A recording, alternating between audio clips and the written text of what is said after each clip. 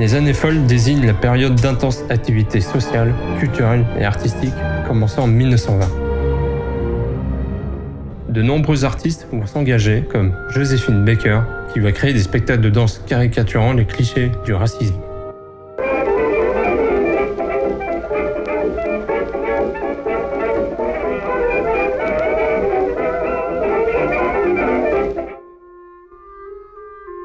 Les systèmes de diffusion et de sonorisation se perfectionnent. En 1926 a lieu la première émission de télévision retransmise en direct, tandis que le premier dessin animé parlant, Steamboat Willie, est diffusé en 1928.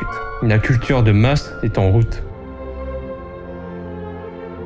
Aux États-Unis, après la forte expansion économique des années 20, un crash boursier entraîne en 1929 une crise économique qui va marquer durablement le pays.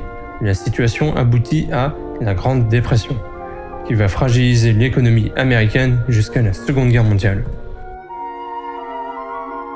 La crise impacte aussi les autres pays, ce qui provoque notamment la montée du fascisme en Allemagne. Hitler se fait nommer chancelier en 1932. En Espagne, Franco est nommé chef d'état-major des armées en 1935. Ces mouvements sont vivement critiqués par les artistes de l'époque. Parallèlement, un gouvernement socialiste est élu en France, le Front populaire. Le dirigeant socialiste Léon Blum devient président du Conseil par la victoire du Front populaire en 1936 et amène la même année des réformes sociales telles que les congés payés et la semaine de 40 heures. Renault s'installe au Mans en 1936. On y fabriqua d'abord du matériel de guerre, de 1936 à 1940, puis des tracteurs et des pièces lourdes d'automobiles. Cette implantation va avoir de grandes conséquences sur l'exode rural et le peuplement de la ville. Franklin Roosevelt met en place une nouvelle politique appelée New Deal. En 1933 et 1938, des mesures sont prises. D'abord, une répartition plus équitable des richesses produites, puis en 1935, une augmentation des salaires, l'institution d'une forme de sécurité sociale et la construction des logements. Les gratte-ciels commencent aussi à faire partie du paysage urbain. Dans le domaine de l'aérospatial, les dirigeables américains, dont l'USS Macon en 1935, sont capables de porter et de déployer un avion. Les dirigeables sont abandonnés en 1937, après le crash du dirigeable transatlantique Hindenburg qui transportait une centaine de personnes.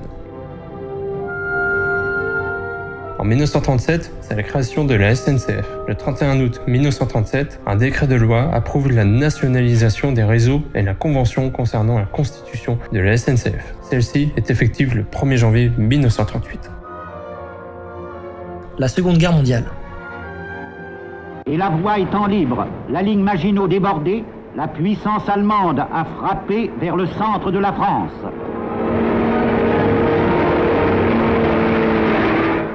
Voilà ce que c'est que la guerre. La guerre ne consiste plus en place prise, en victoire ou en défaite, mais la guerre, ça veut dire que des gens moyens qui travaillent au champ, à l'usine, au bureau, qui vont parfois au théâtre, s'enfuient affamés, pris de panique, sans ressources et sans amis, parce que dans un monde égoïste, ils étaient seuls. La France est entrée en guerre le 3 septembre 1939.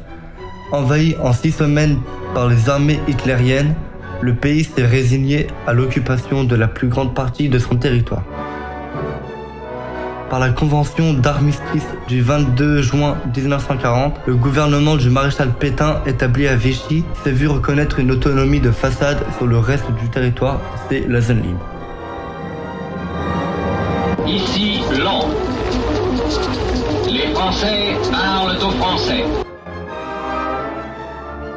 Le 18 juin 1940, un appel à la résistance est lancé par le général de Gaulle sur la BBC à Londres. Cette période est malheureusement aussi le théâtre d'une des plus grandes tragédies de l'histoire moderne, le génocide du peuple juif. Des camps de concentration de grande taille sont construits à partir de 1933, le plus tristement célèbre étant celui d'Auschwitz, créé le 27 avril 1940. 1,1 million de personnes furent déportées dans ce camp sur 6 millions de victimes au total.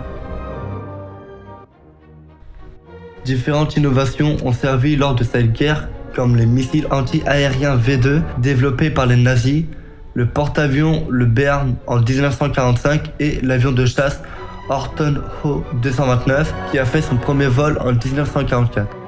On assiste aussi au renforcement par le blindage du char de la Première Guerre mondiale.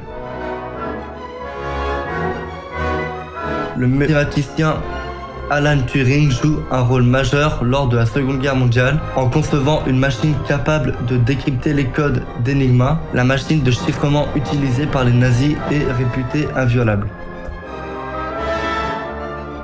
En août 1939, Albert Einstein écrit à Roosevelt pour l'alerter sur les risques des progrès scientifiques sur l'atome.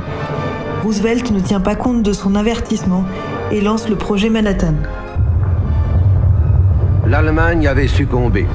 Seul le Japon résistait encore. Et le 6 août 1945, l'Amérique lançait une première bombe atomique sur Hiroshima. Le colonel Paul Tibbets, pilote de l'avion, pouvait envoyer ce simple message: « Vu la ville, l'est détruite ».